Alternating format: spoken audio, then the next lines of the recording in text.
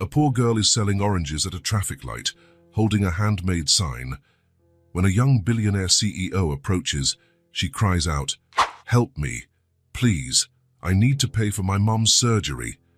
As he looks at the photo she's holding, he recognizes the face of his ex-wife and is shocked. The grey sky over New York City seemed to mirror Blake Hamilton's mood on that fall morning. Despite being 38 years old and having a fortune estimated in the billions, there was a void no business acquisition could ever fill. Blake adjusted his cashmere coat, an unconscious habit whenever he was nervous, and continued his solitary walk. 3 years ago, he had adopted this strange ritual. Once a month, he would dismiss his driver and walk through the city's less affluent neighborhoods. His advisors thought it was an eccentricity, a billionaire wandering narrow alleys, observing lives so distant from his own reality.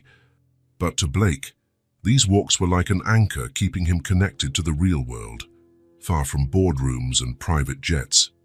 "Maybe it's just guilt," he murmured to himself as he turned a corner on the Lower East Side. The smell of street food mingled with the cold morning air, creating a familiar yet oddly comforting atmosphere. That was when his eyes caught a flash of bright orange across the street. A small makeshift stall, built from wooden crates, displayed several oranges arranged in neat piles. Behind them stood a girl who looked no older than 6, carefully organizing the fruit with meticulous attention. Blake couldn't explain what drew him to that particular scene. Maybe it was the contrast of the dark, curly-haired child against the city's grey backdrop, or perhaps the fact that she was there alone, selling fruit on a Thursday morning when she should have been in school. He crossed the street almost without thinking. As he approached, he noticed a hand-lettered sign with bright, uneven letters only a child could have made. "Help my mum, please. She needs surgery." The girl looked up when he drew nearer. She had large, expressive eyes, a vivid green that seemed to light up her delicate face. "Hi, mister," she said in a thin, clear voice. "Want to buy some oranges?" "They're really sweet." Blake noticed something familiar in her accent, a cadence he recognized quite well. "Hello?" he replied with a kind smile, crouching down so he was at her level. "Why aren't you in school today?" The girl bit her lower lip, a gesture that gave Blake a strange sense of déjà vu. "Mommy's sick, really sick. Today she couldn't get out of bed," the child explained with a seriousness that didn't match her age. "So I came to sell oranges. I need to save money." There was a dignity in that small figure that made Blake's chest tighten. Children shouldn't have to carry such heavy burdens. "How much are your oranges?" he asked, and pulling out his wallet. "3 for $5, she answered promptly, her eyes gleaming with hope. "But if you buy more, I can give you a discount." Blake smiled. "I'll take them all." The girl's eyes widened in surprise and suspicion. "All of them?" "All," he confirmed. "How much for the entire stock?" The child furrowed her brow, clearly doing some complicated mental math. "I have 34 oranges, she finally said. That would be, let's say $60, Blake suggested, knowing it was far more than their actual worth. The girl nodded vigorously, her curls bouncing. "Wow, that's a lot of money," she exclaimed with genuine admiration. "It's gonna help my mum a lot." Blake took a few bills from his wallet and handed them to the child. She accepted them carefully, as though they were made of glass. "I won't be able to carry all the oranges right now," he explained, "but you can keep them and sell them to other people." The little vendor looked at him curiously. "You don't want the oranges, but you're paying for them." Blake felt a twinge of tenderness at her confusion. "Let's just say it's my contribution to help your mother." The girl's face lit up with a smile that could melt even the coldest heart. "Thank you, mister. My name's Isla. What's yours?" "Blake," he answered, surprising himself by offering his real name. "Does your mum have something serious?" Isla's smile vanished quickly, replaced by a solemn expression. "Yes, she needs an operation, but it's really expensive. She says she'll get better, but I know that's not true." The child's sharp intuition was as impressive as it was heartbreaking. "Can I show you a picture of her?" Isla asked. already reaching into the pocket of her worn coat. She was so pretty before she got sick. Blake nodded, more out of politeness than genuine interest. The girl pulled out a creased photo and held it out proudly. In that instant, time seemed to freeze. The air caught in Blake's lungs, and his heart skipped a beat. His eyes couldn't stray from the image. A woman with wavy brown hair and a radiant smile looked at the camera. The same green eyes as the little girl, the same smile he knew so well. It was Claire Bennett, his Claire. The woman he had loved more than anything, who vanished from his life nearly 7 years ago. "This is your mom?" Blake asked, his voice trembling, trying to mask his shock. Isla nodded proudly. "She's pretty, right? This picture is from before she got sick. Now she's skinnier, and some of her hair fell out." Blake struggled to remain composed, but his mind was racing, trying to process the information. Claire was sick, needing surgery, living in dire conditions with this child. A child who must be around 6 years old. 6 years since. A terrible equation started forming in his mind. "Does your mum live around here?" he asked, attempting to sound casual. "Yes, on Orchard Street," Isla said, vaguely pointing toward the end of the block. "It's the red building with the broken door." Blake handed the photo back with slightly shaking hands. "You shouldn't be out here alone," he said, trying to keep his voice steady. "Who's looking after your mum now?" "Our neighbor, Mrs. Rodriguez, checks on her at lunchtime. But soon I have to go back and give her medicine." Blake felt the weight of the situation settle on his shoulders. He looked at the child again, now noticing details he hadn't seen before. The color of her eyes, the shape of her chin, the way she furrowed her brow when thinking. "Isla," he asked carefully, "how old are you?" 6.5, she replied proudly, showing her fingers. "I had my birthday last month." 6.5. The timing fit perfectly. "Do you need to get back home now?" he asked, trying to organize his swirling thoughts. "Not yet. Mom said I should stay here until I sell at least 10 oranges. But since you bought them all," she smiled, revealing a missing front tooth, "I guess I can go back now."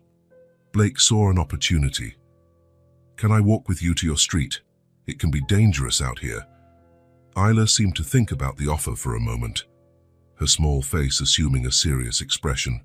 "Mom told me not to go off with strangers, but you don't seem bad. And you bought all my oranges," she added, as if that alone proved his good character. "Okay, you can walk with me, but only to the corner of my street." Blake helped her pack the oranges into a faded cloth bag she had brought. Isla tucked the money into the inner pocket of her coat, patting it to make sure it was secure. "All set," she announced with an adorable seriousness. "We can go." As they walked side by side along the uneven sidewalk, Blake struggled to keep his emotions under control.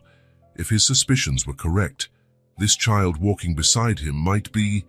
No, he didn't dare complete the thought. It was too terrifying, too wonderful, too devastating. "Do you like ice cream, Isla?" he asked, trying to maintain casual conversation. "I love it," her eyes lit up, "but I only get it on special occasions. Mom says it's expensive." Another stab of pain pierced Blake's chest. The idea that this child considered ice cream a luxury was unbearable.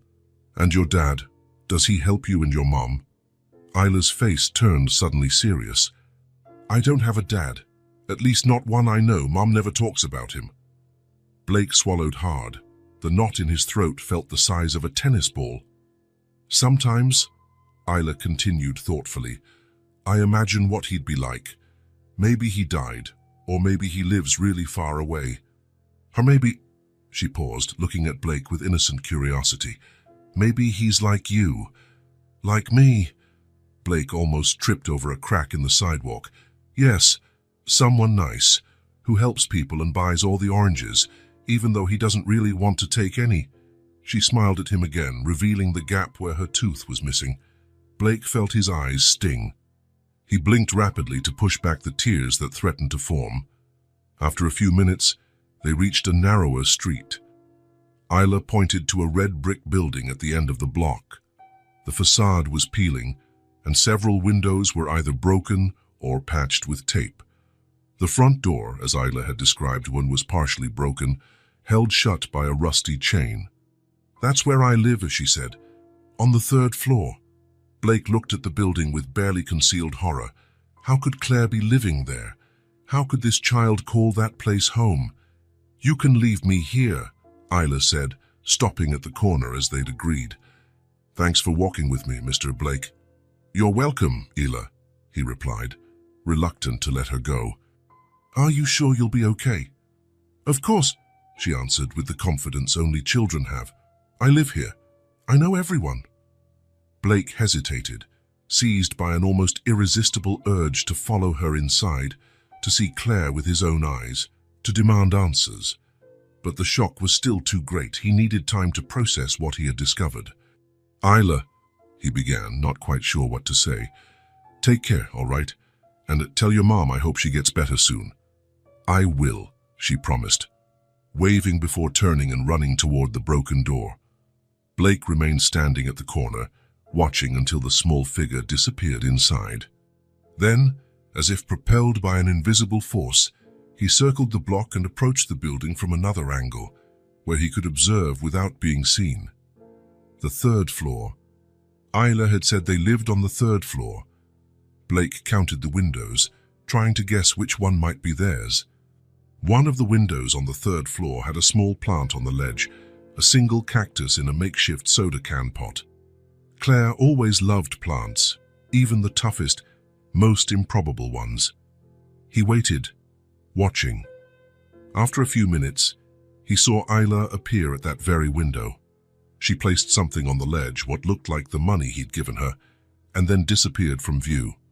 Blake remained there for almost an hour, unmoving, ignoring the growing cold as the afternoon wore on. He saw Isla appear at the window twice more, once holding what looked like a glass of water, and another time just looking out at the street, as if searching for something or someone. The pain in his chest felt almost physical. Guilt, regret, confusion, and above all, anger at himself churned inside him like a storm threatening to knock him down. Claire was sick, possibly dying, living in miserable conditions, and that child, Isla, could it really be? The math fit, the timing made perfect sense, and those eyes, his family's eyes, the ones he saw in the mirror every morning. When he finally managed to move, the sun was already setting. Blake felt dazed, like he had been struck on the head. He walked back the way he'd come, his thoughts in such a turmoil that he barely registered where his feet were leading him. He passed by a bar and almost went in. One drink or many seemed like the perfect answer at that moment. But then the image of Isla popped into his mind, counting her oranges so carefully, saving the money for her mother's surgery. Claire's surgery. No, he didn't deserve the temporary oblivion alcohol could give. He kept walking. By the time he stopped, he was standing in front of his building on Park Avenue, a brutal contrast to the building he'd been watching just hours before. The doorman greeted him respectfully, but Blake hardly noticed, heading straight for the private elevator that would take him to the penthouse. In his luxurious apartment, with panoramic views of Central Park, Blake went straight to the bar and poured himself a whiskey. He downed it in one gulp, welcoming the burning sensation in his throat, a pain more bearable than what he felt in his chest. "Claire," he murmured into the empty apartment, "what have I done to you?" He poured himself another drink but didn't drink it.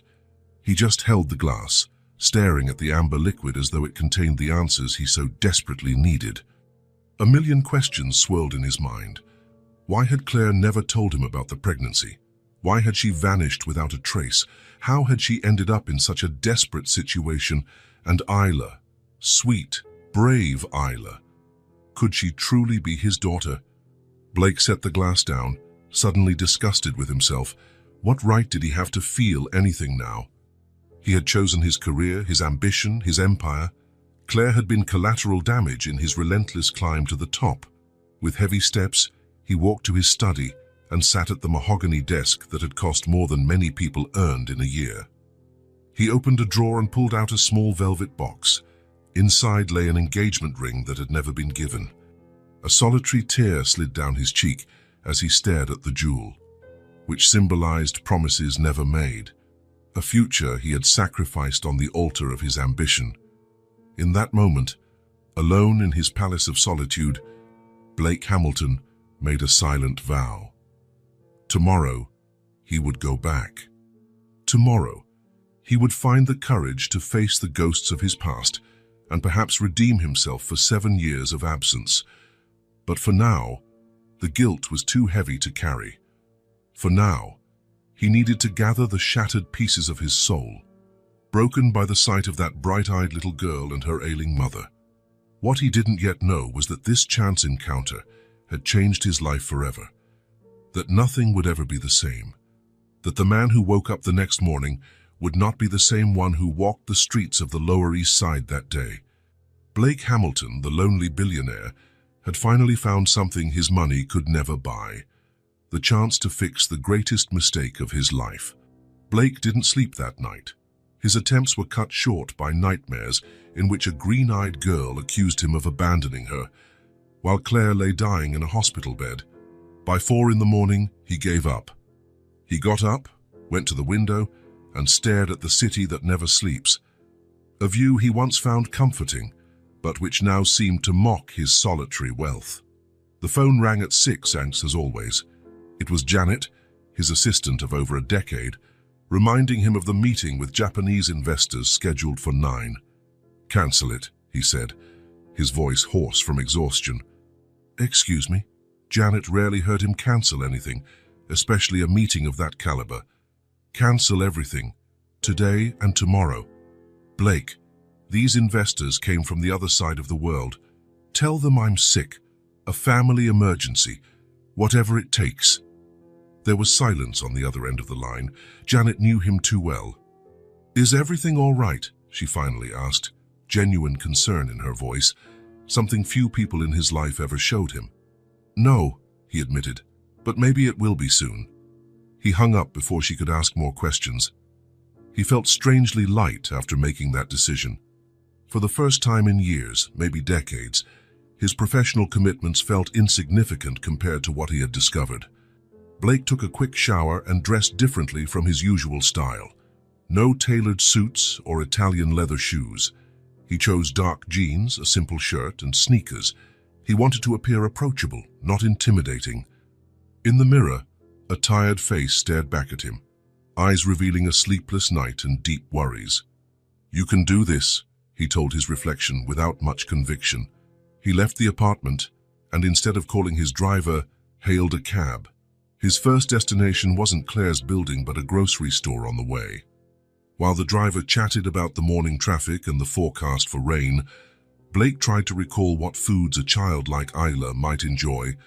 It had been a long time since he was a child himself, and it felt like a memory from another life. The supermarket was almost empty at that hour. Blake grabbed a cart and started filling it with basics: rice, beans, pasta, sauces, meat, fresh vegetables, fruit. He stopped in the dairy aisle, remembering how Claire loved Greek yogurt with honey. Had her preferences changed? He grabbed several just in case. In the cereal aisle, he froze at the endless array of colorful options. Which one would Isla like best? He decided to take 3 different kinds, imagining her delight at having choices, something clearly uncommon in her life. He added chocolate, cookies, ice cream, all the things every child should have without considering them luxuries. When he got to the checkout counter, his cart was so full he could barely push it. The young cashier raised her eyebrows at the sheer volume of items. "Big party?" she asked with a polite smile. "Something like that," Blake replied. Leaving the store with heavy bags, Blake realized how impractical his plan was. How would he carry all of this up to the apartment? He asked the waiting cab driver to help load the groceries, offering a generous tip. On the way to the Lower East Side, Blake felt his nervousness growing. What would he say to Claire? How would he explain his sudden reappearance? What if she shut the door in his face? Worse, what if she confirmed that Isla was indeed his daughter? Or if she denied it? The cab stopped a block from the building at Blake's request. He paid the fare, including a tip so large it made the driver's eyes widen, and refused the offer of help with the bags. He wanted to do this alone. The weight of the groceries was almost welcome, giving him a physical task to focus on besides his rising anxiety. He reached the red brick building out of breath, not just from the effort, but from the tension. The front door, as Isla had described, was partially broken, held in place by a chain. Blake pushed it with his shoulder and entered. The lobby was dimly lit and smelled musty. A pile of unclaimed mail lay in a corner. Paint was peeling from the walls, revealing layers of previous colors like an archaeological record of the building's decay. There was no elevator, just a narrow staircase spiraling upward. Blake started climbing, the bags feeling heavier with each step. As he went up, he pictured Claire making the same climb every day, perhaps carrying Isla when she was little, or lugging groceries while ill. The third floor had a hallway with 4 doors. Blake hesitated, realizing he had no idea which apartment was Claire's. He looked at each door, trying to guess. One was decorated with colorful animal stickers at a child's height. It had to be that one. He moved closer and listened. Silence. He took a deep breath and knocked. For a long moment, nothing happened. Then he heard soft footsteps approach, and a childish voice asked, "Who is it?" Blake's heart raced at the sound of Isla's voice. "It's Blake," he replied. "We met yesterday. I brought some things for you and your mom." There was a pause. Then the sound of a chain being slid back and a key turning. The door opened a crack, limited by another security chain. Isla's face appeared in the gap, her green eyes widening when she saw Blake. "Mr. Blake," she exclaimed with genuine excitement. "What are you doing here?" "Like I promised, I brought some things," he said, lifting the bags for her to see. "Can I come in?" Isla bit her lower lip, the same gesture he had noticed the day before. "I have to ask Mom," she said, closing the door again. Blake heard muffled voices on the other side, one high and excited, clearly Isla's, and another lower, hesitant, a voice he would recognize anywhere, even after 7 years. The door opened wider this time, but it wasn't Isla who appeared. Claire looked thinner than he remembered, dark circles under her eyes. Her hair, once long and shiny, was now short and dull. But her eyes, the same green eyes that were now her daughter's, were as expressive as ever. And at that moment, they expressed shock, disbelief, and something that looked like anger. "Blake," she said, her tone flat, hiding any emotion. "Claire," he answered, his voice almost a whisper. What are you doing here?" she interrupted, stepping protectively in front of Ilasu, who tried to peek around her. Blake raised the bags again. "I brought some groceries," he said. "Food mostly. I thought it might help." Claire's eyes narrowed. "How did you find us?" "I met Isla yesterday, selling oranges. She showed me your picture." Claire closed her eyes briefly, as though processing the information. When she opened them again, there was a determination Blake knew all too well. "Isla, go to your room, please," she said, not taking her eyes off Blake. "But Mom," the girl protested, "Mr. Blake brought food. And he was nice to me yesterday." "Isla," Claire repeated, her tone leaving no room for debate. "Now." The child lowered her head and walked away, dragging her feet. Once Isla was out of sight, Claire took a step forward, still blocking the entrance. "What do you really want, Blake?" she asked, her voice now loaded with contained emotion. "You show up after 7 years with some groceries and think everything is okay." "No," he replied, feeling small under the intensity of her gaze. "I know nothing is okay. I know I made terrible mistakes. I just want to help now." Claire let out a dry, humorless laugh. "Help? Now? Where was your help when I found out I was pregnant and you ran off to Shanghai without even leaving a contact number?" Her words hit Blake like a physical blow. So it was true. Isla was his daughter. Part of him had known since the moment he saw those green eyes so much like his own. But hearing the confirmation from Claire's lips brought an overwhelming sense of reality. "I didn't know," he said, his voice pleading to be believed. "Claire, I swear on everything that matters, I had no idea you were pregnant." She studied him for a long moment, as if deciding whether to believe him. "Would it have made a difference?" she asked finally. "Your precious career, your climb to the top, would you have given it all up for a pregnant girlfriend and a child you didn't plan?" Blake wanted to say yes, that he would have dropped everything, that he would have done things differently, but he couldn't. He couldn't lie to her now. "I don't know," he admitted, the truth hurting his throat. "I don't know who I was 7 years ago, but I know who I am now, and I want to do the right thing." Claire observed him for a few more seconds, then opened the door completely. "You can leave the groceries," she said. "Thanks for that. Isla needs to eat well." Blake placed the bags on the small entryway floor. The apartment he could glimpse behind Claire was tiny but spotlessly clean, despite worn-out furniture and stained walls. "Can I see Isla?" he asked, his voice betraying his emotions. "Just for a moment." Claire crossed her arms. "Why? So you can disappear from her life again?" "I won't disappear," Blake promised. "Never again." "Words," she said wearily. "You were always good with those—" A coughing fit interrupted her. Claire covered her mouth with her hand, her frail body shaking with the effort. Blake took a step forward, instinctively wanting to help, but she raised her hand to stop him.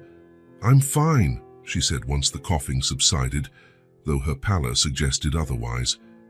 "You're not," Blake insisted. "Isla told me about your condition, about the surgery you need." Claire's face hardened. "I don't need your charity." "It's not charity," he insisted. "It's responsibility. She's my daughter, Claire. I have both a right and an obligation to help." "A right?" Her voice rose dangerously. "What right do you have over a child you've never met, never saw growing up? You didn't hold her when she had a fever, or comfort her when she had nightmares. You weren't there for any birthdays, any Christmases, any important moments in her life." Every word was a stab in Blake's chest. The worst part was that she was absolutely right. "None," he admitted, his voice almost inaudible. "I have no rights. But Isla has every right to a better life than this. She has the right to a healthy mother, and you—" He hesitated, aware he was treading on dangerous ground. "You have the right to proper medical care." Claire leaned against the doorframe, suddenly appearing exhausted. The brief burst of anger had consumed what little energy she had. "It's too late, Blake," she said, her voice now more sad than angry. "Too late for many things." A lump formed in his throat. "Too late for the treatment." "Maybe for that too," she answered vaguely. "But I was talking about us, about trusting you again." "I'm not asking you to trust me," Blake said. "Just to let me help. For Isla." Hearing her daughter's name seemed to affect Claire. Her expression softened slightly.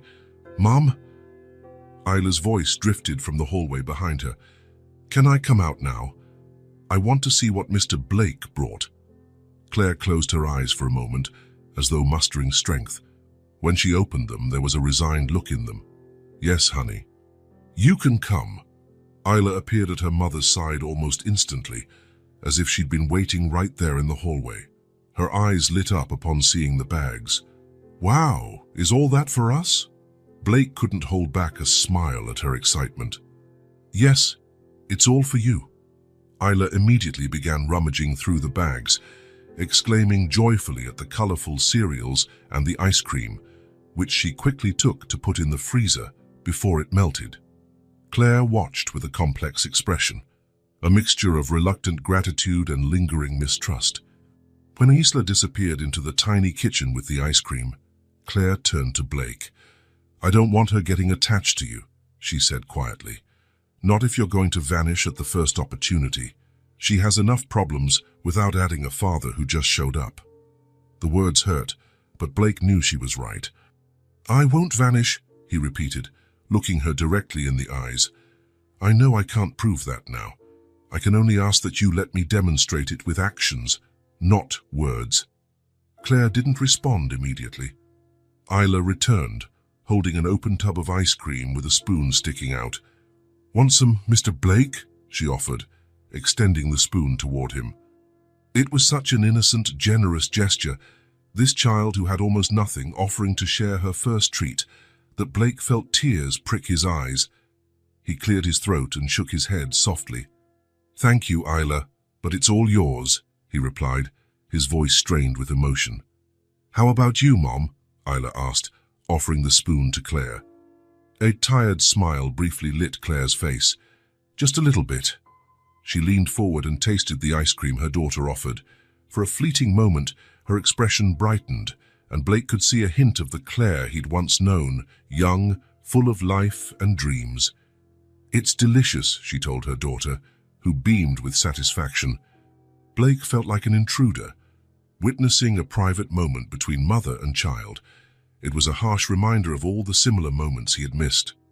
"I'll leave you two now," he said softly, "but I'd like to come back tomorrow, if that's okay." Claire looked up at him, distrust still evident in her eyes, but now tinged with something like resignation. "I can't stop you," she replied, "but don't make any promises to Isla you don't intend to keep." Blake nodded, accepting her condition. He glanced at Isla, who was watching the adults interact with curiosity.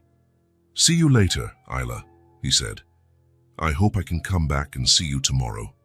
"Will you bring more ice cream?" she asked hopefully. Blake smiled. "If your mom allows it." Claire said nothing, but her look spoke volumes. "Don't let her down." Blake stepped back into the hallway, his chest heavy with conflicting emotions. On the one hand, a sharp pain at realizing what he had lost, 7 years of his daughter's life. On the other, a fragile hope for a new beginning. "I'll find the best doctors for you," he said to Claire before leaving. "That's not negotiable." For a moment, it seemed she was about to protest again, but then another coughing fit struck her, this time stronger than the previous one. Isla immediately set aside the ice cream and ran to hold her mother's hand, fear evident on her small face. The sight broke Blake's heart. It was obvious the situation was more serious than Claire admitted. When the coughing subsided, she simply nodded, a barely perceptible gesture of acceptance. Blake left the building feeling both lighter and heavier at the same time. The truth was now laid bare, raw and painful. Isla was his daughter. Claire was truly ill, and he had 7 years of absence to make up for, if that was even possible.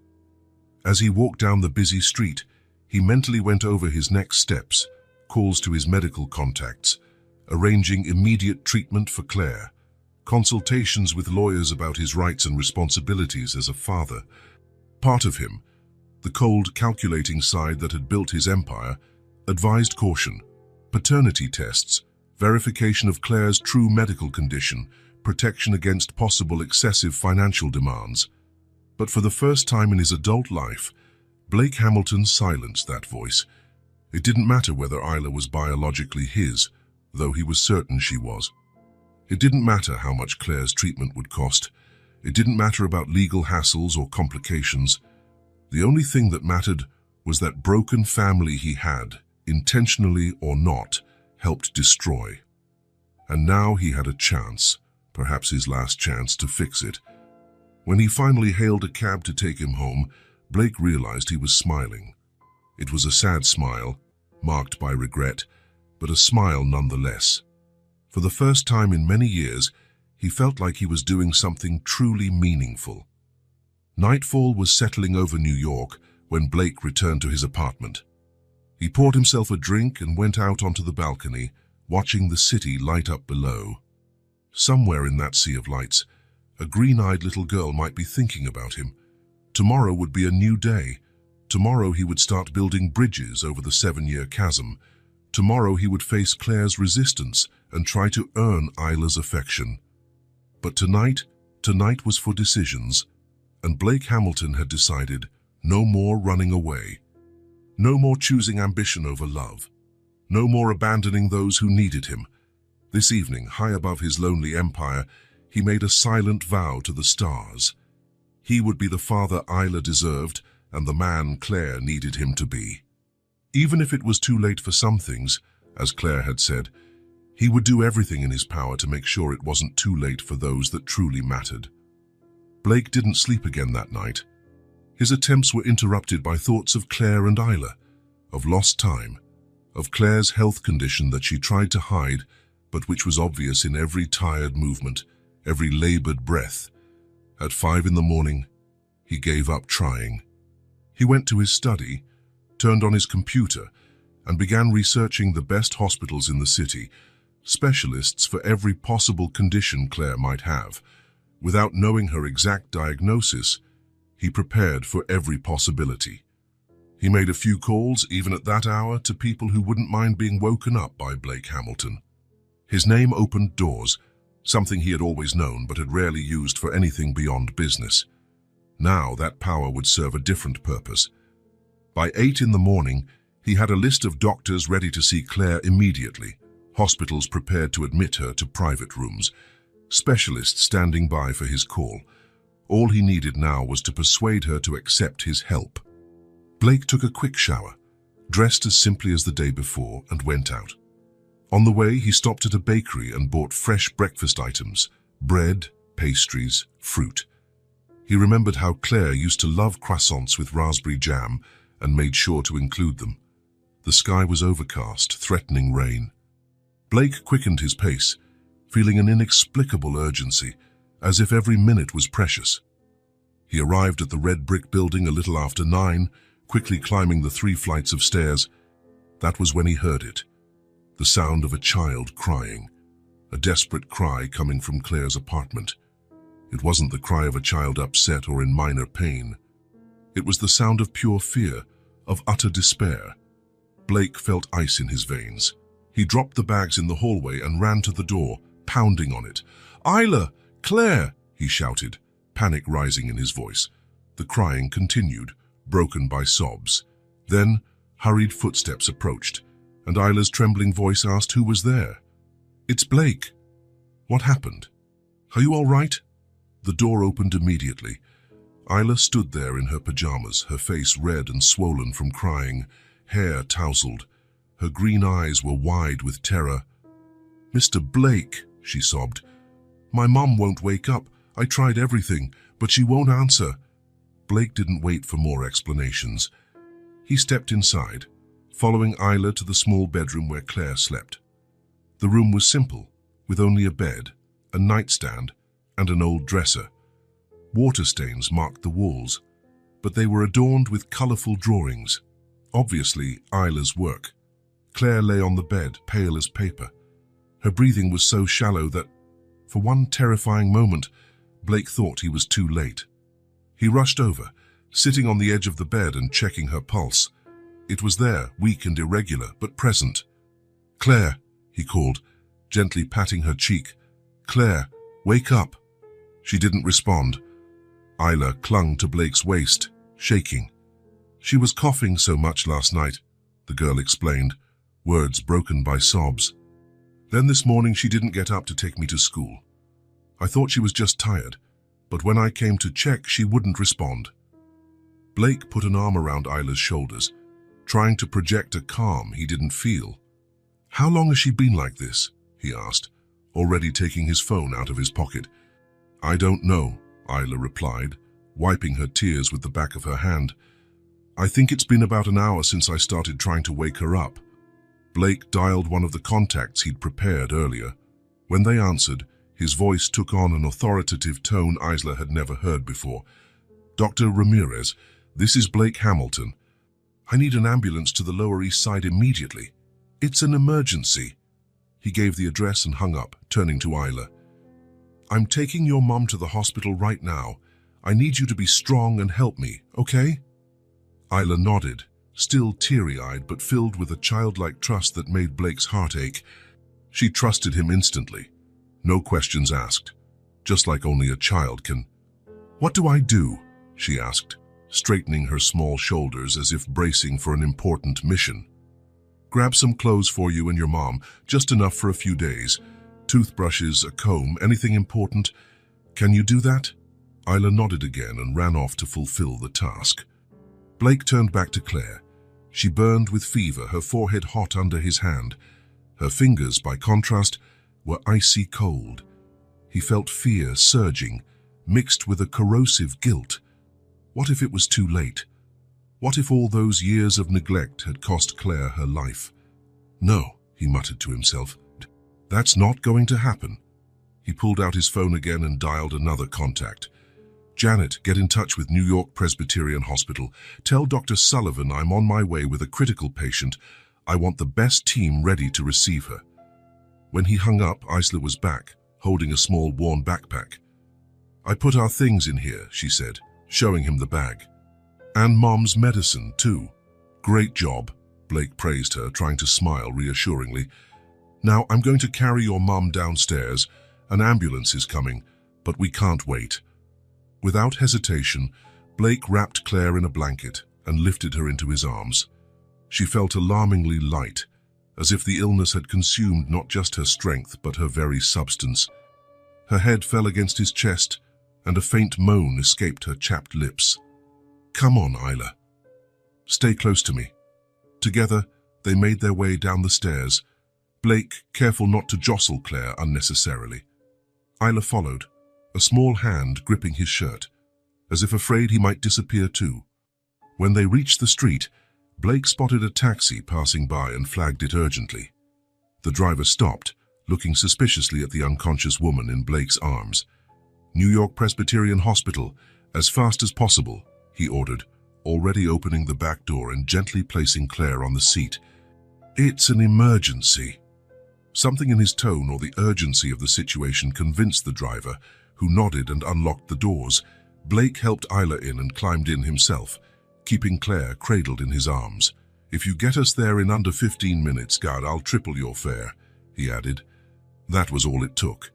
The taxi sped off, diving into morning traffic with renewed determination.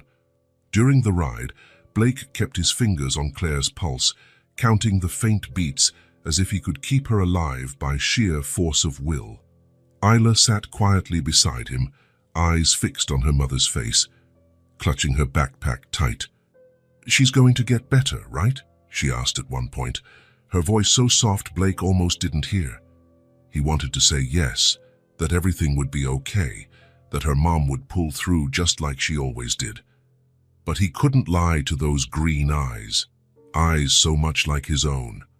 I'll do everything I can to make sure of that, he finally replied, knowing it was the only honest promise he could make. Isla seemed to accept this answer, nodding gravely. Blake realized, with a mixture of admiration and sadness, that this child had grown up far too quickly, forced to grasp realities no child should face. The taxi screeched to a halt outside the hospital's emergency entrance. As promised, a medical team was already waiting outside. 2 nurses with a gurney, a doctor in a white coat, and Janet, Blake's assistant, who had arrived beforehand to ensure everything was in place.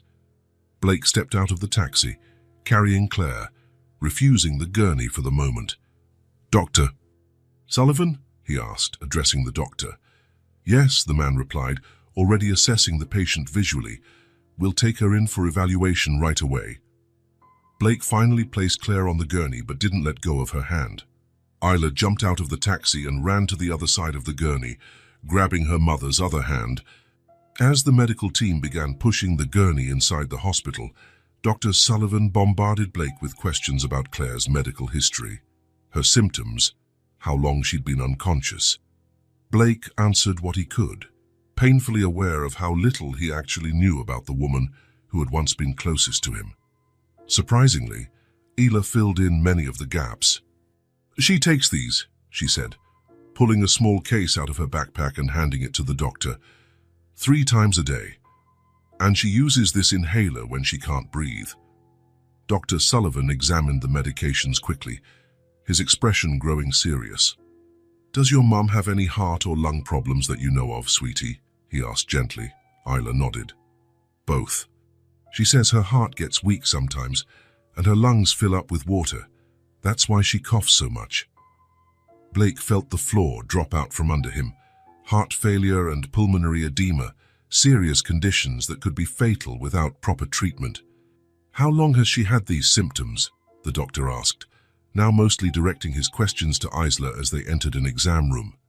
Always, the little girl answered simply, as long as I can remember. Years, then. Claire had been sick for years, without proper treatment, fighting on her own while raising a child Blake hadn't even known existed. The guilt hit him like an avalanche. While he was amassing billions and building his global empire, the woman he had loved was wasting away, saving every penny to care for the daughter he didn't know about. A nurse approached, kindly asking them to wait outside while the team performed initial procedures. Blake hesitated, reluctant to leave Claire, but he knew the doctors needed space to work. "Let's go, Isla," he said, extending a hand to the girl. "We'll wait out there. The doctors will take good care of your mum." Isla took one last look at Claire, then clung to Blake's hand, letting him guide her to the waiting area. Janet followed discreetly, handling everything behind the scenes as she always did. They sat on cushioned chairs in a private waiting area, separated from the general public by tasteful partitions. Janet brought water and juice, also offering snacks that Isla declined with a shake of her head. "I'm not hungry," she explained. "My stomach feels funny." Blake nodded, understanding perfectly. His own stomach was in knots, filled with anxiety and fear. "Mr. Blake?" Isla broke the silence after a few minutes. "Is my mom going to die?" The question, asked with brutal childish honesty, punched the air out of Blake. He turned to face her, seeing the genuine fear in her eyes, his eyes, and wanting desperately to shield her from all pain. "Not if I can help it," he said with fierce determination that surprised even him. "This hospital has some of the best doctors in the world, and they'll do everything they can to help your mom." Isla studied his face for a moment, as if searching for any hint of deception or hesitation. Then, to Blake's surprise, she moved closer and rested her head against his arm. "Thank you for helping us," she said softly. "I prayed for someone to come." Blake felt a lump in his throat and, on impulse, placed his arm around her shoulders, drawing her closer. "I'm here now," he promised, "and I'm not going anywhere." They remained like that, in silence, for almost an hour. Eventually, Isla accepted some orange juice and a sandwich Janet offered, eating slowly, without much enthusiasm. Blake kept his eyes on the doors Claire had passed through, as if sheer will could produce news. Janet sat on the other side, discreetly fielding the endless calls and messages coming to Blake's phone, shielding him from the outside world that kept spinning, unaware of the drama unfolding there. Finally, Dr. Sullivan emerged, still in his white coat and holding a clipboard. His face was serious, but not grim, a slight relief to Blake, who had learned to interpret medical expressions over the years.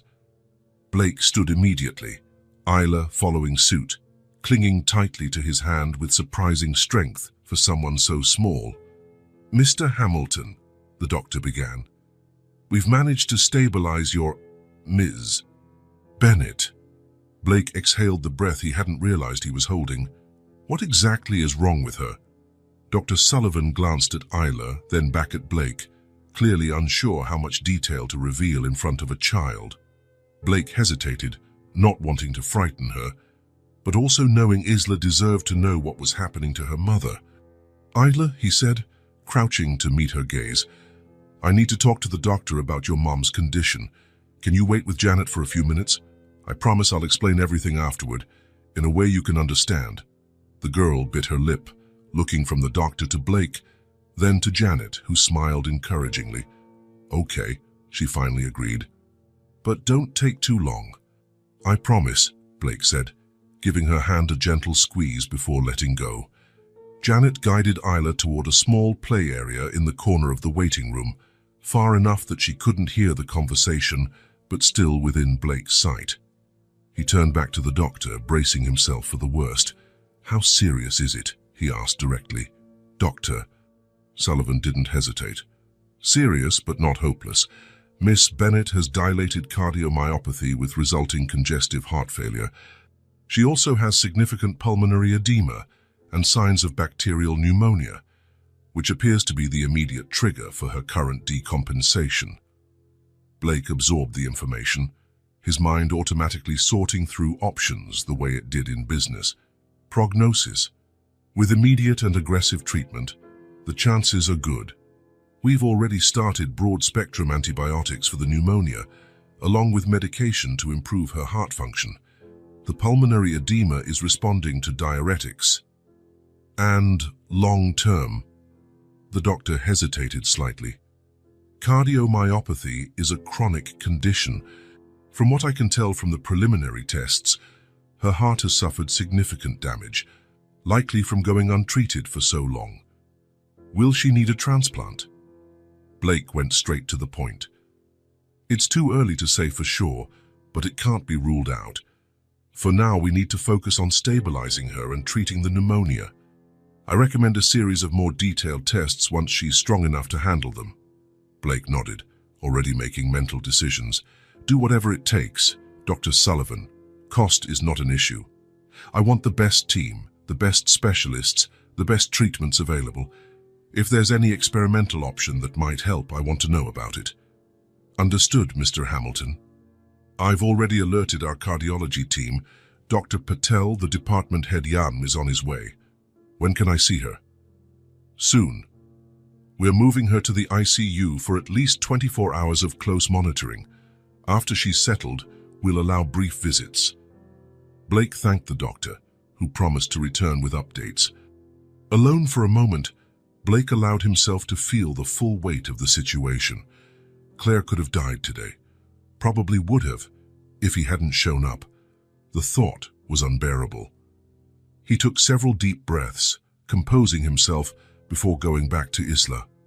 She was watching him intently from across the room, ignoring the tablet of games Janet had offered. When Blake approached, Isla immediately stood. "How's Mom?" she asked, her wide green eyes scared but determined to know the truth. Blake sat beside her, choosing his words carefully, aiming for a 6-year-old's level of understanding. "Your mom is really sick, Isla," he began gently. "Her heart isn't working as well as it should, and her lungs are affected too. Plus, she got an infection, kind of like a very bad flu that made everything worse." Isla nodded gravely. "I knew she was getting worse. She tried to hide it, but I could tell." The child's perceptiveness was both admirable and heartbreaking. "The doctors are taking care of her now," Blake continued. "They gave her medicine to fight the infection and help her heart work better. She'll have to stay in the hospital for a few days, maybe more." "Can I see her?" Isla asked, her voice small but hopeful. "Soon, as soon as the doctors have her settled in a special room. For now, we have to be patient." Isla was quiet for a moment, processing the information. Then, to Blake's surprise, she leaned in and hugged him, pressing her face against his chest. "I'm scared," she admitted, her voice muffled by his shirt. Blake wrapped his arms around her, feeling a fierce protectiveness he had never experienced before. In that moment, he knew he would do anything, absolutely anything, to protect this child. "I know," he answered softly. "I'm scared too, but we're in this together now, you and me. We'll take care of your mom together." Isla lifted her head, those green eyes, Blake's eyes, brimming with tears yet filled with fragile hope. "Promise?" she asked. "I promise," Blake replied, sealing a commitment he knew would change his life forever. 3 days had passed since Claire's admission to the hospital. The pneumonia was starting to respond to the antibiotics, but her heart condition still required intense monitoring. The doctors mentioned weeks of hospitalization and possibly surgery to implant a ventricular assist device. During this time, Blake completely reorganized his life. He canceled business trips, delegated responsibilities, and set up a makeshift office in the hospital suite he had arranged for Claire. But the most surprising development, for everyone, including himself, was how naturally he assumed care for Isla. On the first night, when it became clear Claire wouldn't be discharged anytime soon, Blake faced a dilemma: what to do about Isla. The child had no other relatives, and the one neighbor who sometimes watched her, Mrs. Rodriguez, was traveling. You can stay with me while your mum gets better, he offered, hesitant, fearing she might reject him. I have a guest room that can be yours for now. Isla looked at her mother asleep in the hospital bed, then back at Blake. Her green eyes seemed to be weighing all the possibilities. Mom would want me to be with someone safe, she finally said, with a maturity that continued to surprise him. Can I bring my teddy bear, Theodore? Blake felt a surge of relief. Of course you can. And anything else you want. That same night, after a quick visit to her apartment to pick up Isla's things, including Theodore, a scruffy brown bear that seemed to be her closest companion, they headed to Blake's Park Avenue apartment. Isla's eyes widened as they walked through the marble lobby with its high ceiling and crystal chandeliers. Do you live in a castle? She asked in a hushed voice, clinging to Blake's hand while she took in the surroundings. Blake smiled. It's not a castle, just an old building where rich people live. Are you rich? The child's direct question, typical of a 6-year-old, took Blake by surprise. Yes, he admitted. I have a lot of money. Isla nodded, absorbing the information. Then why don't Mom and I have any? The innocent question hit Blake like a physical blow. How could he explain to a 6-year-old the complicated failings of adults, the choices that lead to separate paths, the wounded pride, the broken communication? It's complicated, he finally managed. But I promise I'll explain better when you're a bit older. To his surprise, Isla seemed satisfied, just nodding again. Inside the apartment, he showed her the guest room, which Janet had quickly furnished with a few basic kids' items, a colorful lamp, storybooks, and some simple toys. This can be your room while you're here, he said. Tomorrow we can buy more things you like. Isla explored the space curiously, placing Theodore carefully on the king-size bed that looked absurdly big for her little body. It's nice, she commented, but it doesn't feel real. Blake understood exactly what she meant. The room, with its elegant but impersonal decor, lacked warmth and history, the marks of a lived-in home. It wasn't like the tiny, cramped apartment she shared with Claire, which was full of love despite its poverty. That first night was strange for both of them. Blake prepared a simple dinner, macaroni and cheese, one of the few things he knew how to cook, and tried to keep a natural conversation going with Isla. The child answered politely, but there was a distance in her demeanor, a worry overshadowing her thoughts. At bedtime, he helped her brush her teeth and change clothes, feeling entirely awkward and unprepared for the task. Your mom will get better, he said as he tucked her in, trying to offer some comfort. Isla nodded, hugging Theodore. She's strong, she answered simply. Good night, Mr. Blake. You can just call me Blake if you want, he offered. She thought about it for a moment. Okay, good night, Blake. The days that followed involved a series of small adjustments. Blake, used to running multinational corporations, discovered that managing a 6-year-old's routine was just as challenging. There were schedules to keep, meals to prepare, baths to supervise. He hired a personal assistant specifically to help with Isla, but Blake insisted on being as hands-on as possible.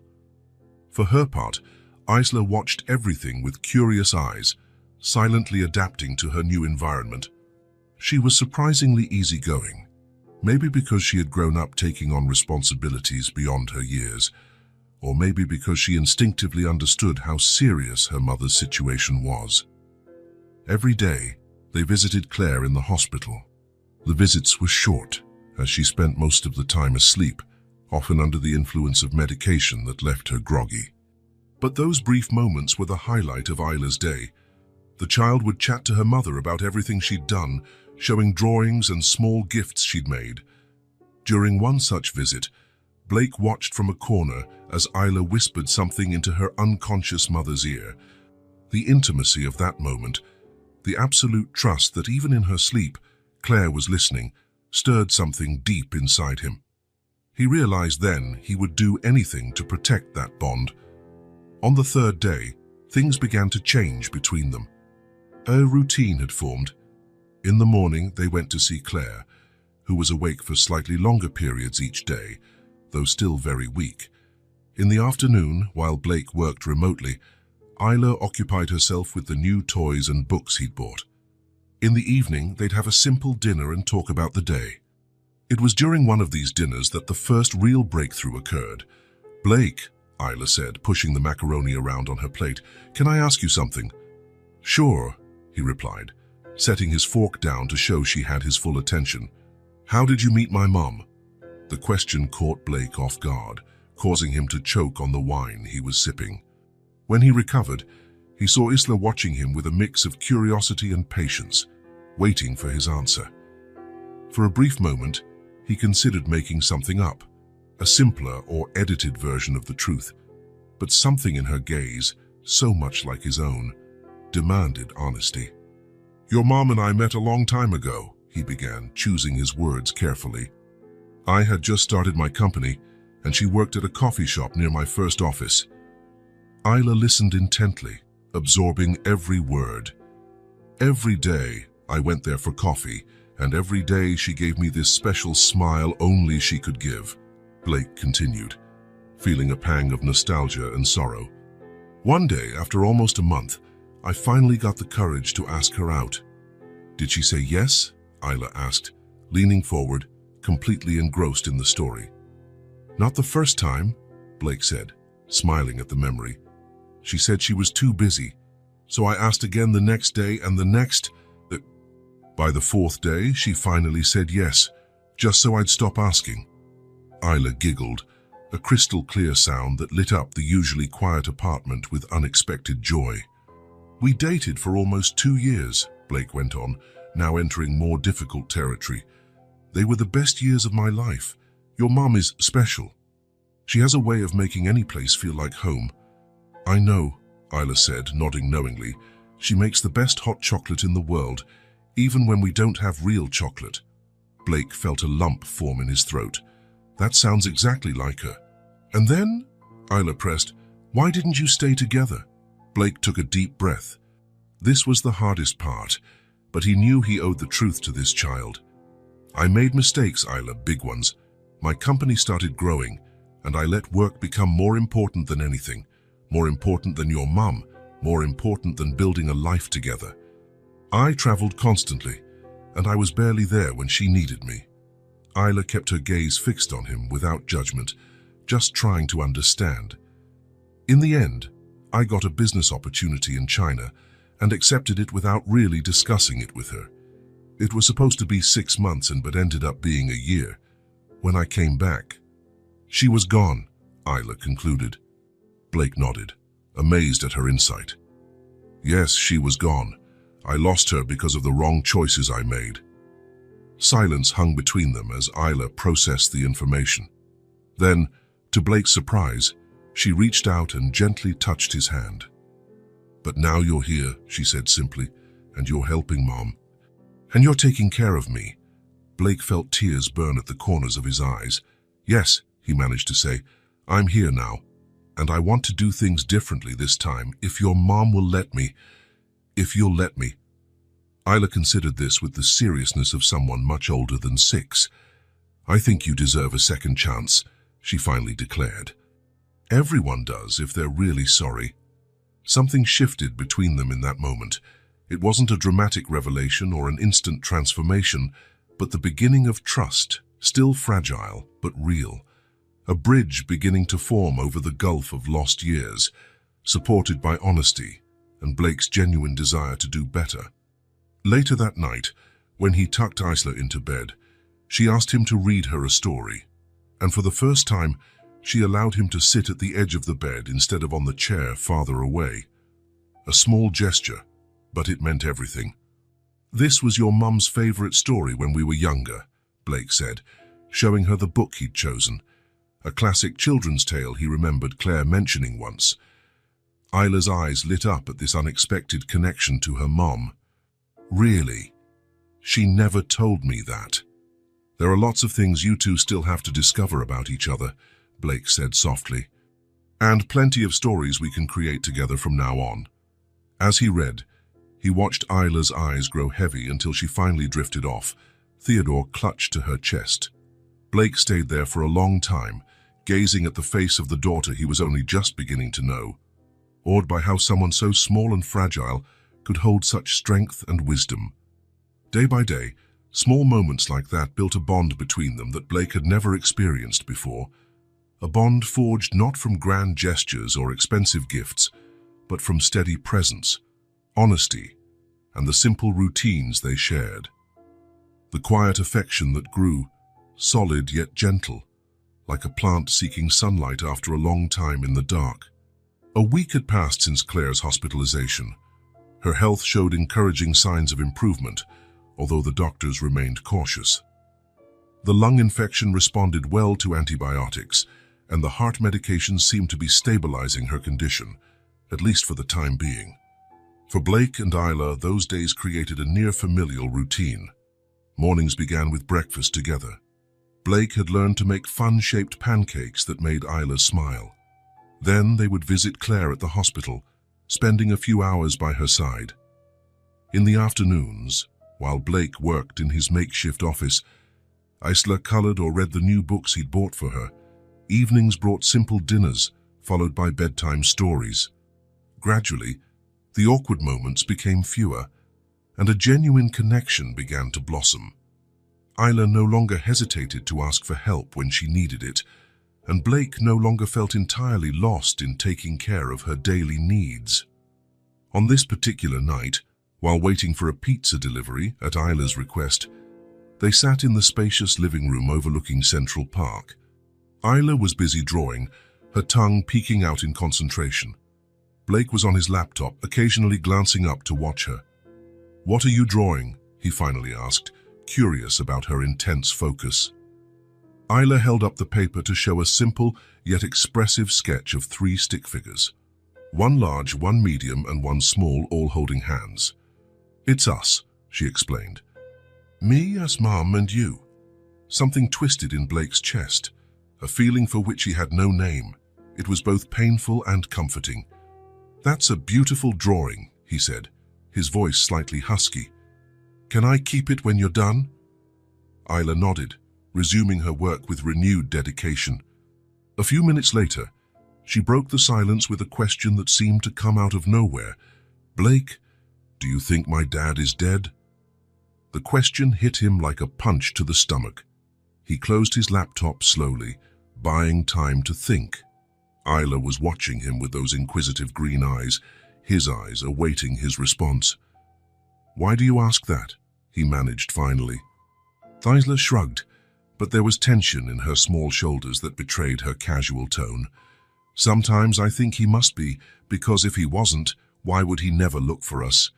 But other times," she paused, looking back at her drawing, "other times I think maybe he just didn't care enough." Blake felt as though something were being ripped out of his chest. The idea that his daughter had spent years imagining her father as dead or, worse, uncaring was almost unbearable. "What does your mom say about him?" he asked cautiously, aware that he was treading on extremely delicate ground. Isla lifted her eyes again, and the simplicity of her answer was more devastating than any elaboration. "Mom never talked about my dad. I never knew who he was." Blake felt the impact of those words like a cold wave crashing over him. Claire had never mentioned his existence to Isla, not even to create a story about him. She had completely erased him from their narrative, as though he had never existed. It was an absence so complete and deliberate that Blake finally understood the depth of Claire's hurt. She'd rather raise her daughter without any father figure than share any memory of him.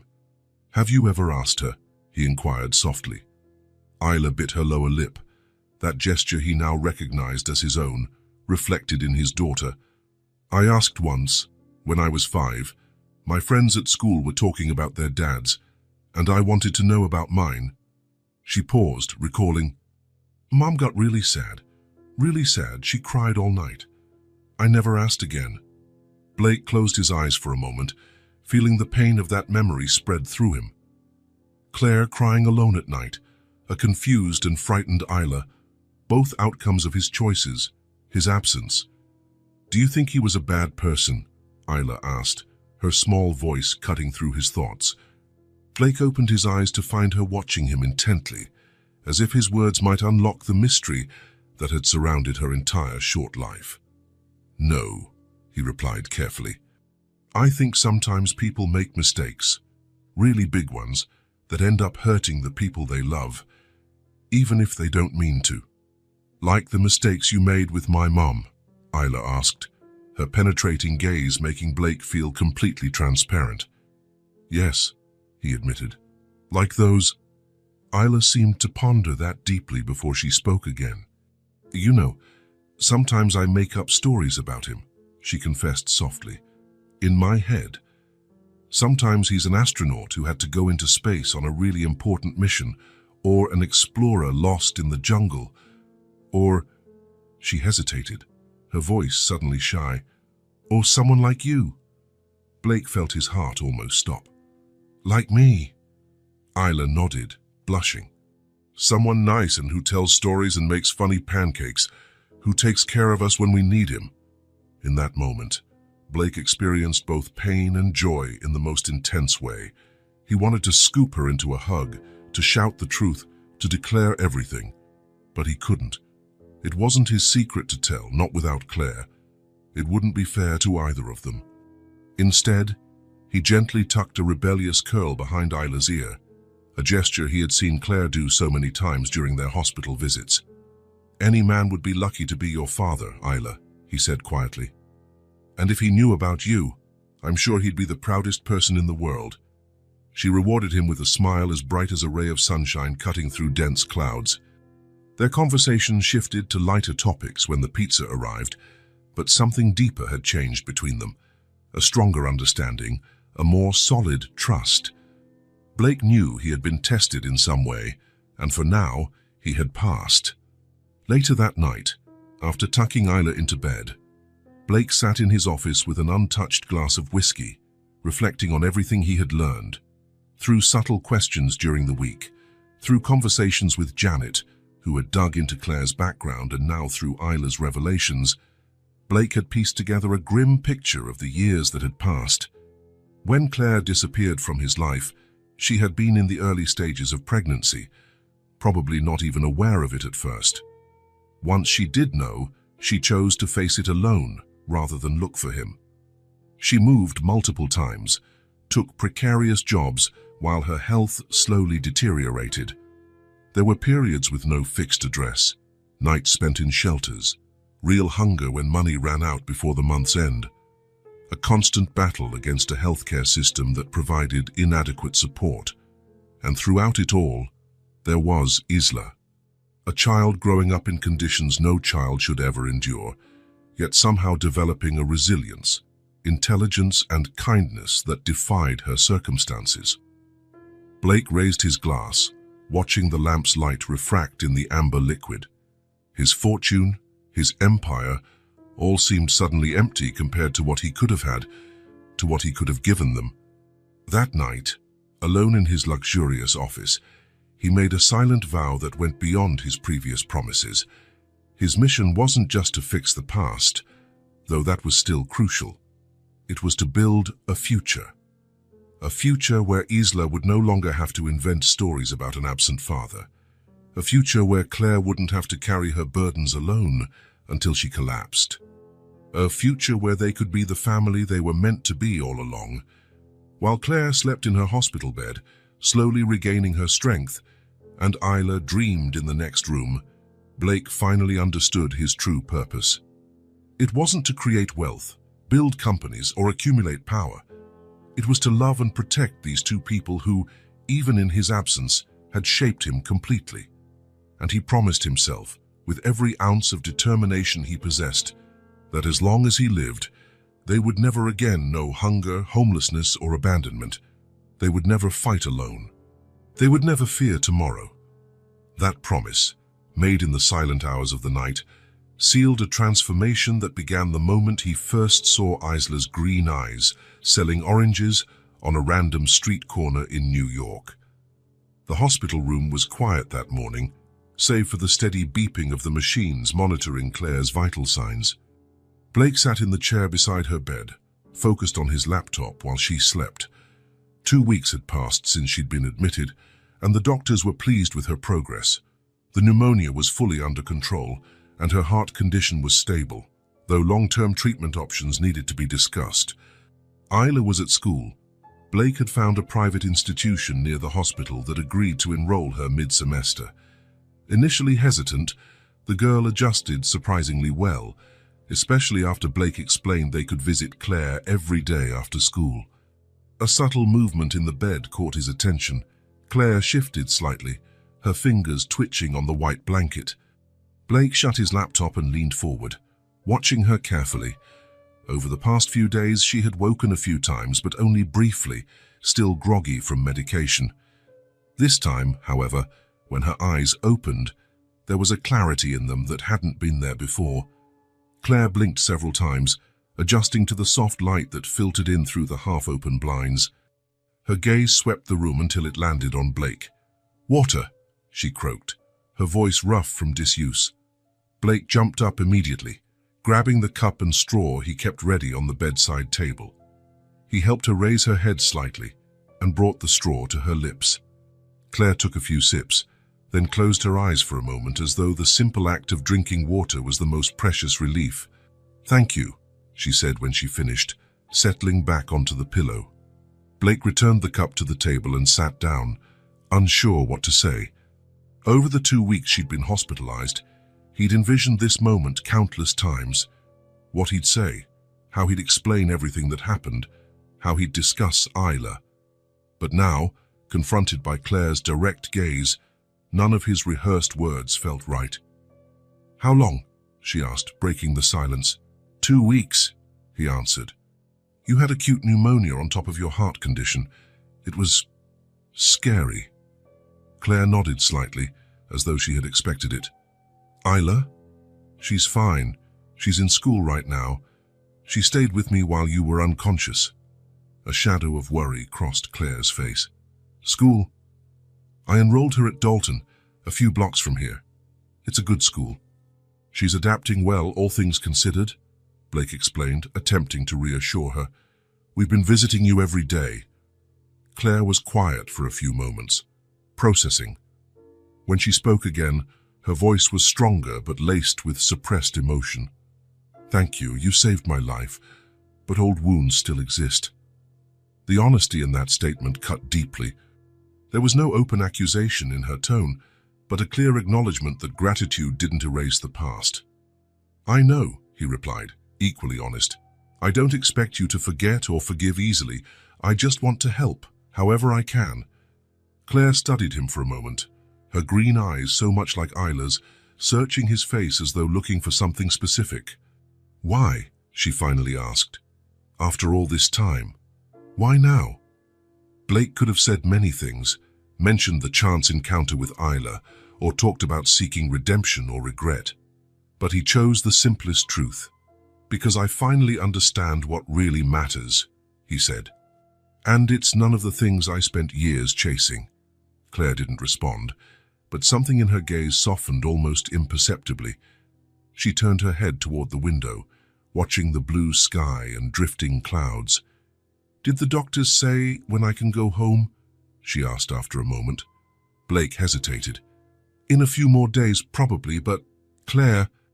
"About your home? What about it?" "I moved your and Isla's things into an apartment I rented near here, temporarily," he explained cautiously. "I thought it would be more practical during your recovery, being close to the hospital and Isla's school." He braced for anger, righteous indignation that he'd taken such a major step without consulting her. But Claire just nodded faintly. "Makes sense," she said. "Thank you." Silence fell between them again, less tense this time, but still laden with words unspoken. Blake wanted to ask about the past, about the lost years, about Isla. He wanted to confess he knew that he had figured it out, but something held him back. Respect for her timing, for Claire's need to face the present before confronting the past. "Could you bring me a mirror?" she asked, interrupting his thoughts. Blake found a small mirror in the bedside drawer and handed it to her. Claire observed her reflection with a neutral expression, her thinner face, dull hair, pale skin. She showed no surprise or sadness, just acceptance. "I came close this time, didn't I?" she asked, handing the mirror back. Yes, he said, remembering the fear he'd felt. But you're strong, Claire. You always have been. A fragile smile, her first since waking, crossed her lips for a moment. I had to be. At that moment, the door opened, and a doctor walked in, followed by a nurse. They both smiled when they saw Claire awake. Miss Bennet, good to see you awake and aware, greeted the doctor, stepping up to the bed. How are you feeling? Blake stood up, making room for the doctor to examine Claire. I'll go get some coffee while you get checked out, he said. I'll be right back.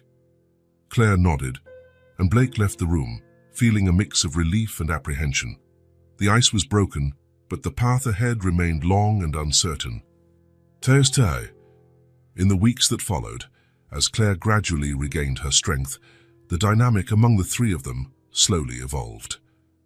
After being discharged, she moved into the apartment Blake had rented, a comfortable two-bedroom place overlooking a small park. Though initially reluctant, she agreed to it after Blake explained it was only temporary, until she fully recovered and they could discuss more permanent options. Blake did not move into that apartment, keeping his own place a few blocks away, but he spent most of his time there. He hired a nurse to help Claire during the day, and every evening after picking Isla up from school, they shared dinner together. At first, those meals were quiet and awkward. Claire, still weak and processing everything that had happened, said little.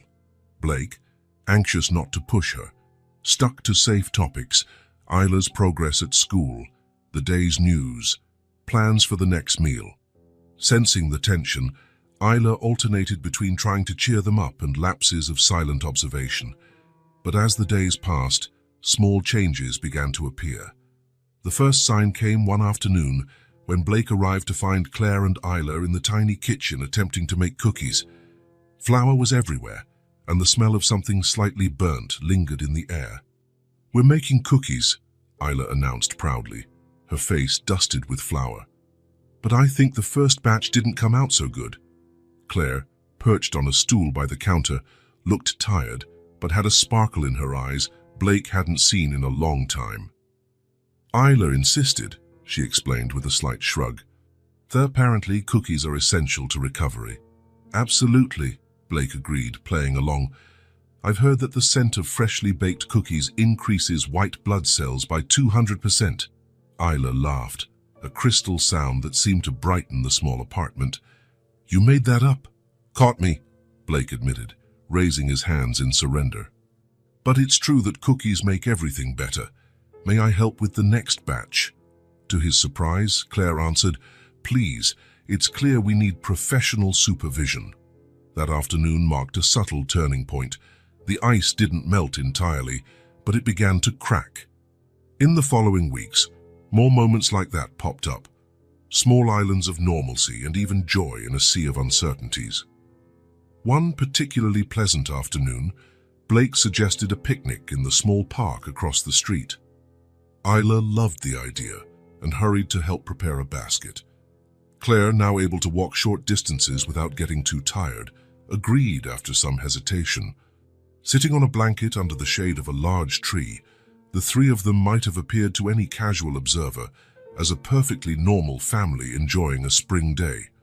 Isla would occasionally run off to chase squirrels or butterflies, returning to report her discoveries with childlike excitement. Blake watched Claire, who seemed more relaxed than she had been since waking in the hospital. Leaning her back against the tree trunk, she closed her eyes briefly, letting the sun filtering through the leaves play across her face. I missed this, she said softly, not opening her eyes. The park, Blake asked. Just existing without constantly fighting. She opened her eyes and looked at Isla, who was now crouched near a flower bed, studying something on the ground. Seeing her like that, carefree, being just a kid, Blake felt a knot in his throat. She's amazing, Claire. Strong, smart, compassionate. You did an incredible job, despite everything you went through. Claire looked at him directly then, something she rarely did since her recovery. I had no choice, she said matter-of-factly, with no bitterness. When you have someone who depends on you completely, you find strength you never knew you had. The implication hung in the air. She had been alone, with no choice because Blake wasn't there. He wanted to say he would have helped, would have been there if he'd known. But he knew that was a fragile argument. Instead, he opted for honesty. "I'm sorry you had to do it all alone," he said simply. "I really am." Claire didn't respond immediately. She watched Isla a bit longer before speaking again. "It wasn't always terrible, you know. We had good moments. Movie nights under blankets, scavenger hunts in our apartment on rainy days, made-up bedtime stories." A small smile touched her lips. "Isla has an incredible imagination. You've probably noticed." "I have," Blake said, recalling the fantastical tales she spun. "She told me about the secret kingdom in her closet, ruled by a three-legged cat wearing a crown." Claire laughed, a sound so unfamiliar now that it almost startled Blake. "Sir Whiskers, a benevolent but demanding ruler. Apparently, only those who know the secret password, which changes weekly, are allowed in. And it always involves some kind of meow or purr," Blake added with a grin.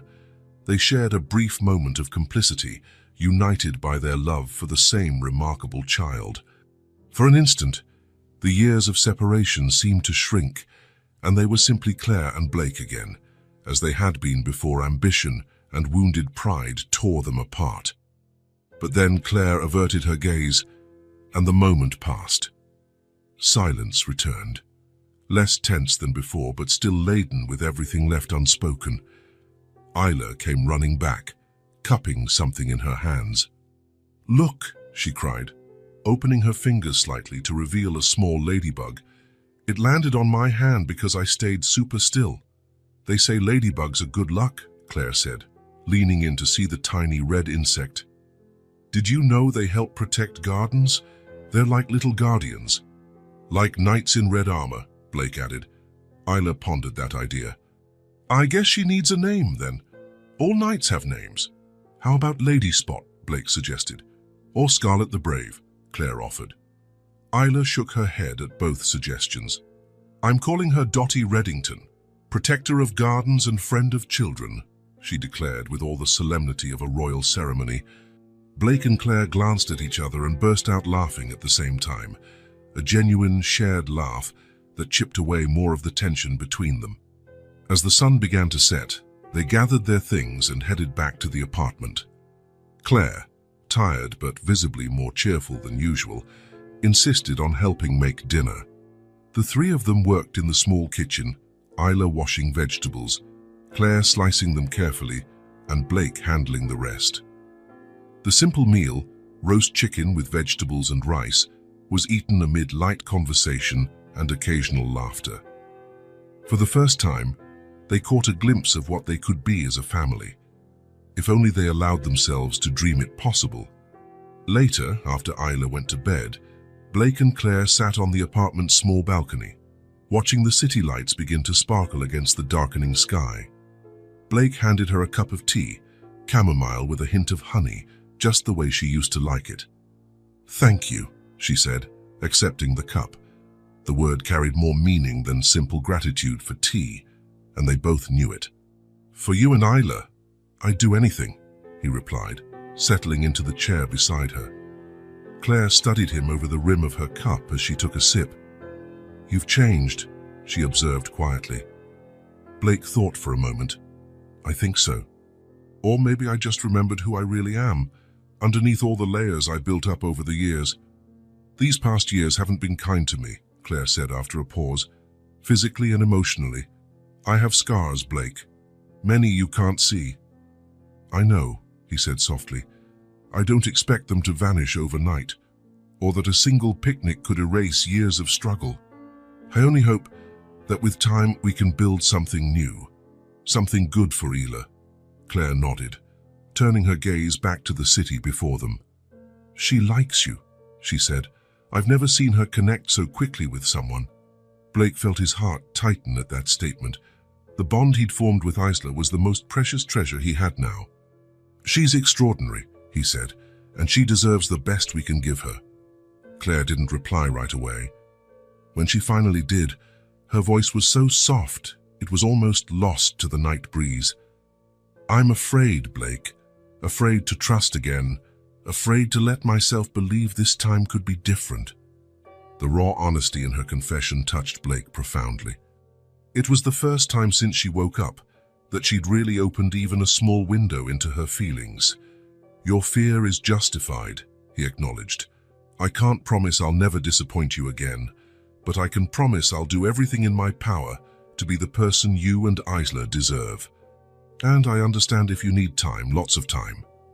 Claire looked at him then, really looked, as if seeing beyond the surface, beyond the successful businessman, beyond the ex-boyfriend who had hurt her.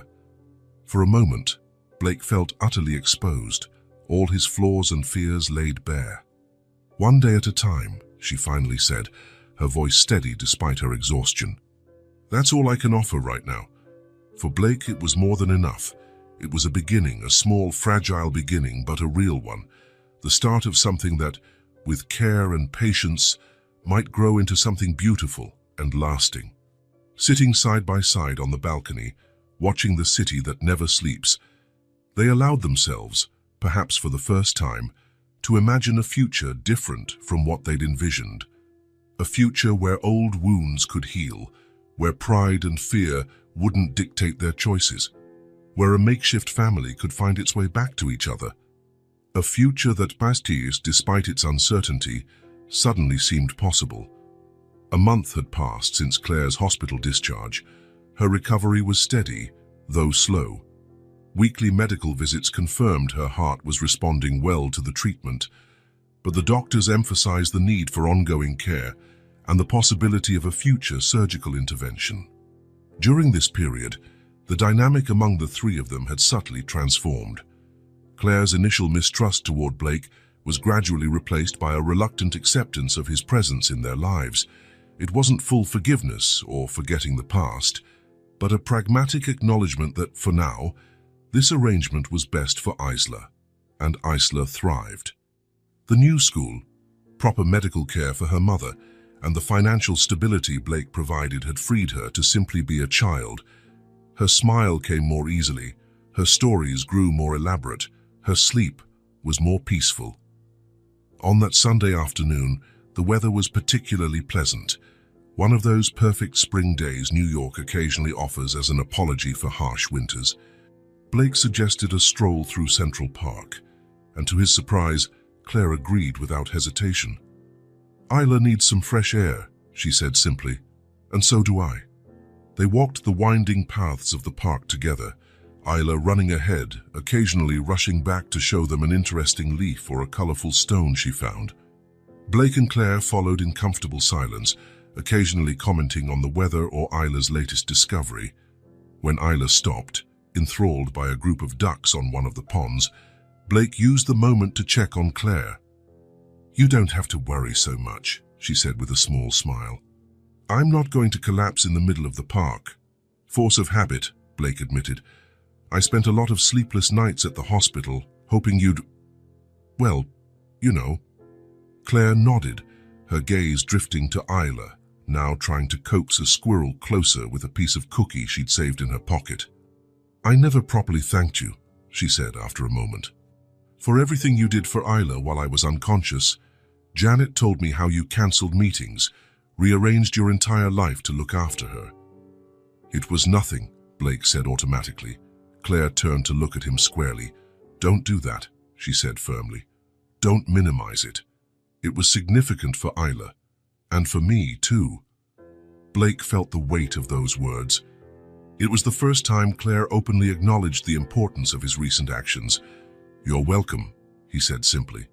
They continued walking, eventually finding a quiet spot under a large tree. Blake spread out the blanket they'd brought, and the three of them sat down to enjoy a simple picnic. Isla devoured her sandwich and apple in record time, before asking permission to explore a small area nearby, always within sight of the adults.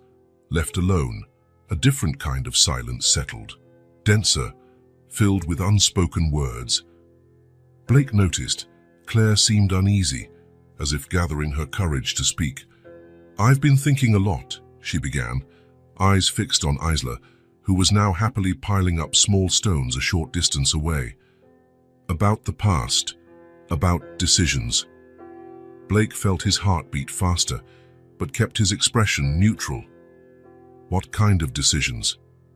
Claire took a deep breath. Why I left her to start with.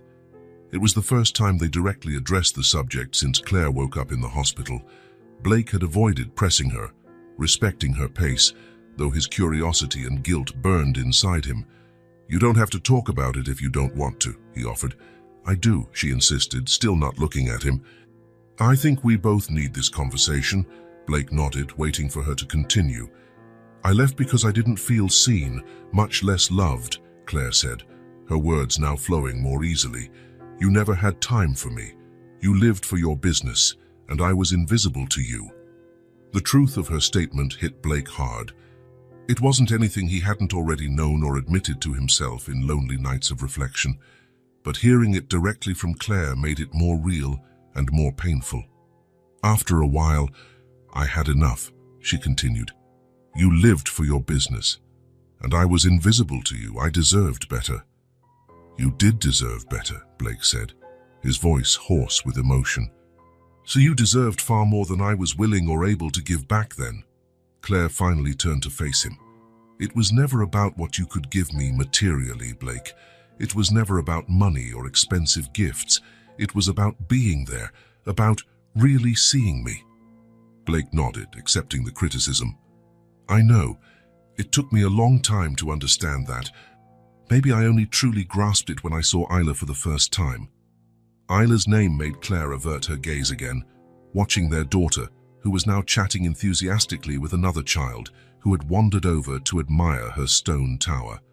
When I found out I was pregnant, you had already been in China for 2 months, Claire said, her voice quieter now. I tried to reach you, called your office repeatedly, left messages, no reply. Blake felt sick hearing that. My God, Claire, I swear I never got those messages. Jenkins, my assistant at the time, never said anything. Claire shrugged, as though it no longer mattered. Maybe he screened calls from an ex-girlfriend. Or maybe you were so busy making a name for yourself that you didn't notice. The accusation was fair, and Blake didn't try to defend himself. What happened after that? He asked softly. I waited a few more weeks. Then I realized I had to move on, for me and the baby. I moved to Boston, where a friend offered me a place to stay. I thought I could rebuild my life there. The idea of Claire, pregnant and alone, trying to get by in a new city, tore at Blake's heart. I would have helped, Claire, if I'd known. Would you really? She asked, not angrily, just genuinely curious. The man you were then, so consumed by ambition. Would he have truly dropped everything to help a pregnant ex-girlfriend? Blake wanted to say yes, that he would have done the right thing, but the honesty now guiding their relationship demanded more. I don't know, he finally admitted. I want to believe I would have, but the truth is I don't know who I was back then. Or rather, I do.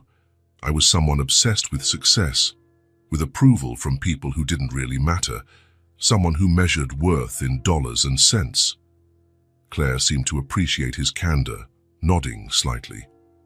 That's why I never came back to tell you about Isla, even later on.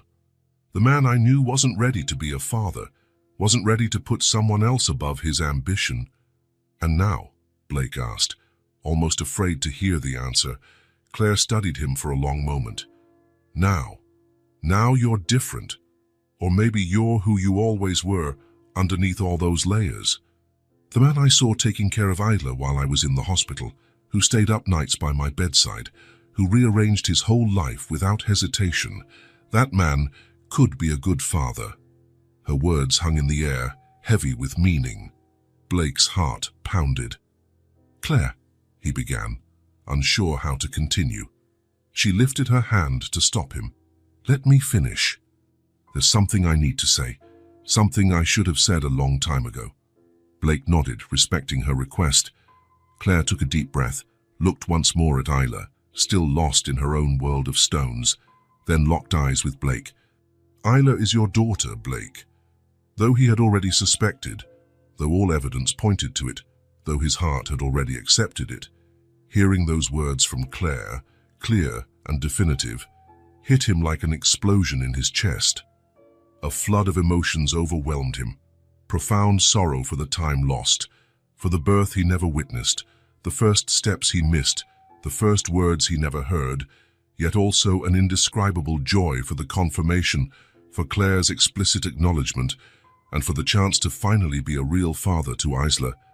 I knew, he managed after a moment, voice trembling. Ever since I first saw her. Those eyes, my eyes, your expression, Claire said with a small smile, and that stubbornness, all yours.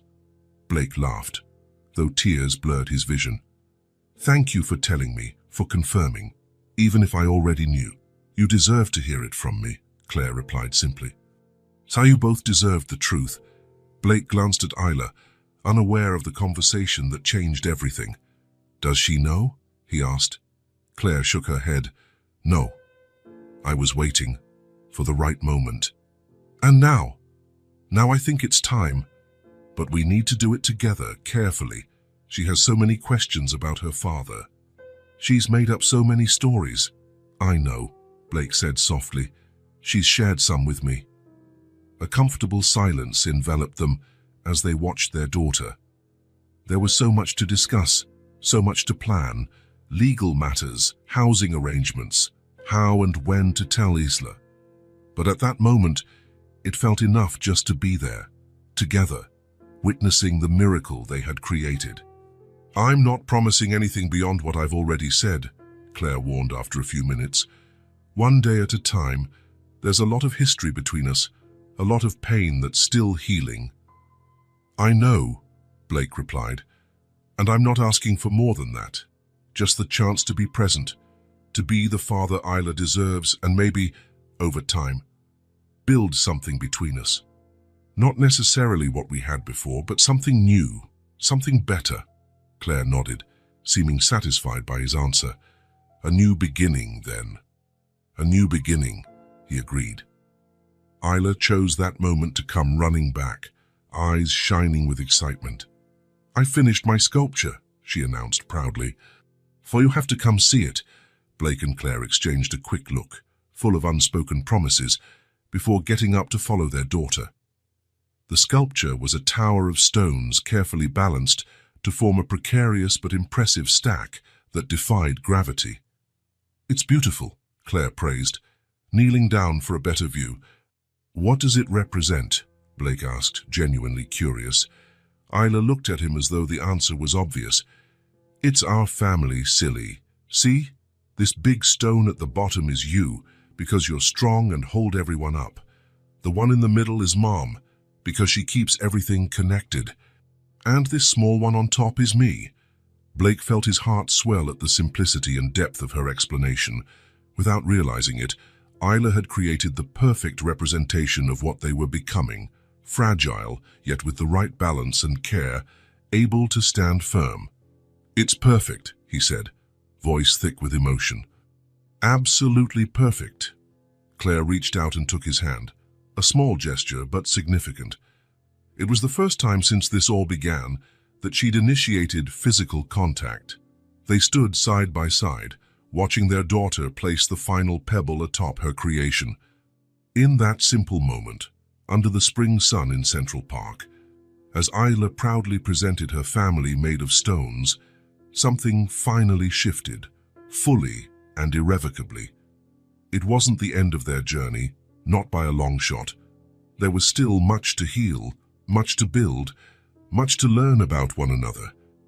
But it was a beginning. A beginning without empty promises or unrealistic expectations.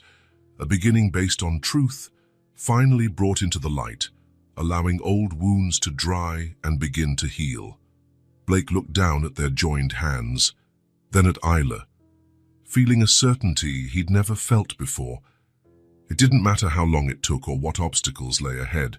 This was his family, his home. Not the luxurious Park Avenue apartment, not the corporate empire he'd built, but these two people by his side. For the first time in his life, Blake Hamilton felt he was exactly where he should be, doing exactly what he was meant to do. No longer chasing a hypothetical future of wealth and power, but living fully in the present, building a future made of moments like this, imperfect, delicate, but infinitely precious. A new home, built not of bricks and mortar, but of love, redemption, and the tiny daily miracles that bind a family together.